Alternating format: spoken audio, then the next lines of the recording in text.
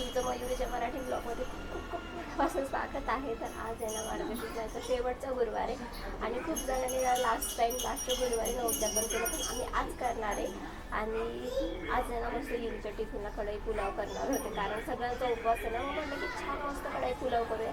आणि भात म्हटलं की त्यांना आवडतोच, खूप जास्त फॅन आहे ते, पोळीपेक्षा भात खायला खूप जास्त आवडतं. मग म्हटलं की करूया आणि रेसिपी पण तुमच्यासोबत शेअर करू. आणि बघा किती मस्त बोललंय सकाळी सकाळी. इथं जर उभं राहिलं ना घरात लिटरली जावंच वाटत नाही, खूप जास्त छान वाटतं उन्हामध्ये. तर आता आहे ना वाजले आहेत,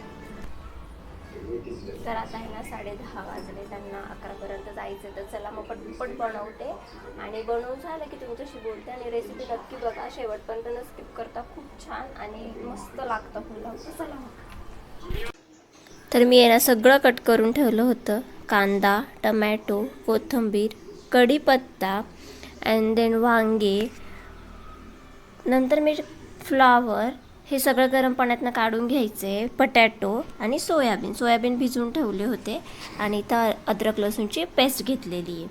तर मी ना एक कढाई घेतली, कढाईमध्ये तेल छान तापलं होतं, कढीपत्ता छान तडकवला. कढीपत्ता तडकल्यानंतर मी त्याच्यामध्ये टाकला कांदा. कांदा आहे ना जास्त लाल पण नाही करायचा आहे आणि जास्त कच्चा पण नाही ठेवायचा आहे, मध्यम असा फ्राय करून घ्यायचा आहे. कांदा फ्राय झाला की त्यामध्ये टाकायचा आहे टमॅटो पण मस्तपैकी फ्राय करून घ्यायचे. दोघं पण जेव्हा फ्राय झाले की त्यामध्ये ना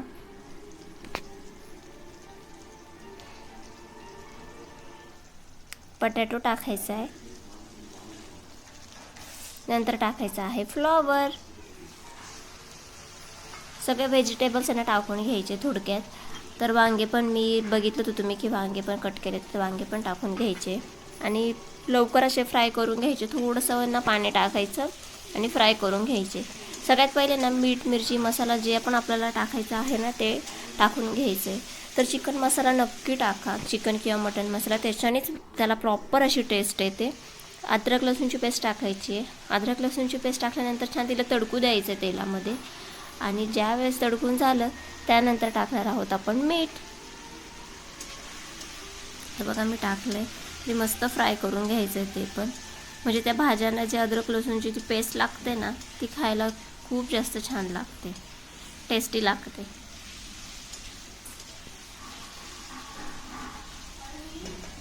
तर छान फ्राय करून झालं आहे. आता मी त्याच्यामध्ये टाकणार मीठ, हळद, लाल तिखट आणि तो काळा मसाला तुम्हाला दिसत आहे तो का ठेवला आहे ते मी तुम्हाला नंतर सांगते.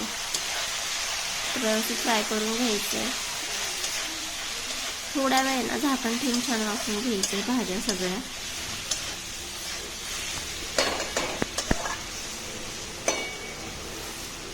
आणि ना आता मी त्याच्यामध्ये टाकणार आहे चिकन मसाला. याच्यानेच प्रॉपर त्याला टेस्ट येते, तर हे स्किप करू नका तुम्ही. आता 5 ते 10 मिनटं मी झाकण ठेवून आहे ना चांगलं वाफून घेणार आहे भाज्या, कारण कच्च्या लागल्या तर बिलकुल चांगलं लागणार नाही, तर वाफून घ्यायच्या आहे.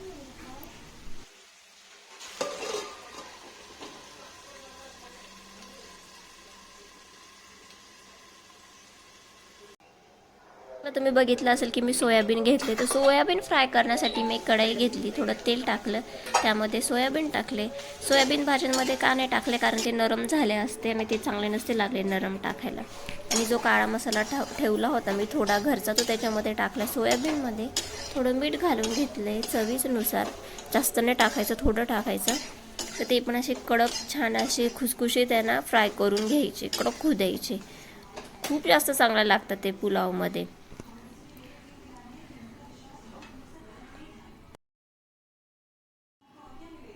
तर आहे ना भाज्या फ्राय झाल्यानंतर मी त्याच्यामध्ये ना जो राईस होता तो फ्राय करून घेतला होता, काही न टाकता मस्त त्याच्यामध्ये फ्राय करून घेतला होता. आणि बघा तुम्ही वाफवला आहे, ते सोयाबीन पण आहे ते मस्त मी सगळे भातात टाकले होते. तर अशा प्रकारे आपला भात झाला आहे. बघा दिसायला तितका सुंदर दिसून खायला पण तितका टेस्टी लागतं, तर नक्की करून बघा. इथे मी आहे ना युवीचा टिफिन पॅक करून घेत होते.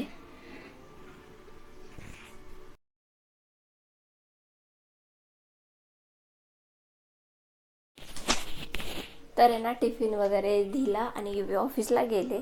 तर मी जसं तुम्हाला मगाशी बोलली होती की आज मार्गशीर्ष महिन्याचा शेवटचा गुरुवार आहे, तर प्रॉपर ना तयारी वगैरे करायची आहे आणि सामान जे आहे ना ते आणायला जायचं आहे, जसं की केळी वगैरे आणि पुस्तकं थोडेफार आहे, थोडेफार आणायचे.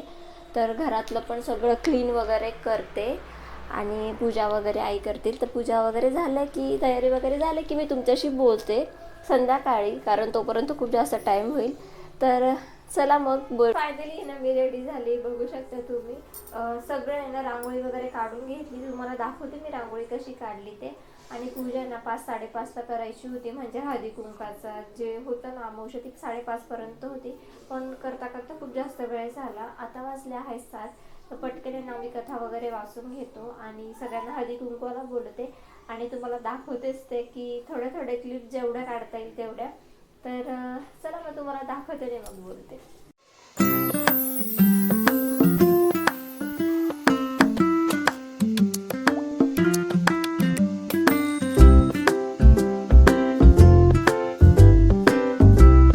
बाहेर आहे ना अशी सुंदर रांगोळी काढली होती, पॅचची काढली होती मी, कारण जास्त काढायला गेलं असतं ना, म्हणजे हातानेच काढायला गेलं असतं खूप टाईम झाला असता, म्हणून अशी रांगोळी काढली. पण चांगली दिसत होती.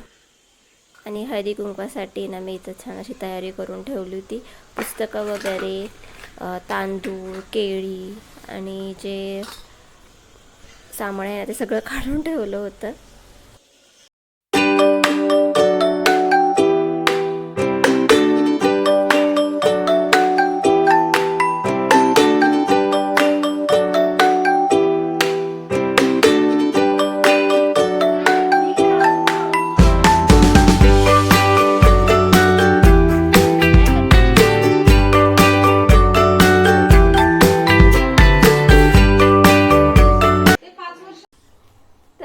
आता वाजले आहे 8:15 आणि पूर्ण हळदी कुंकवाचा कार्यक्रम झाला आहे, कथा वगैरे पण वाचून झाली आहे.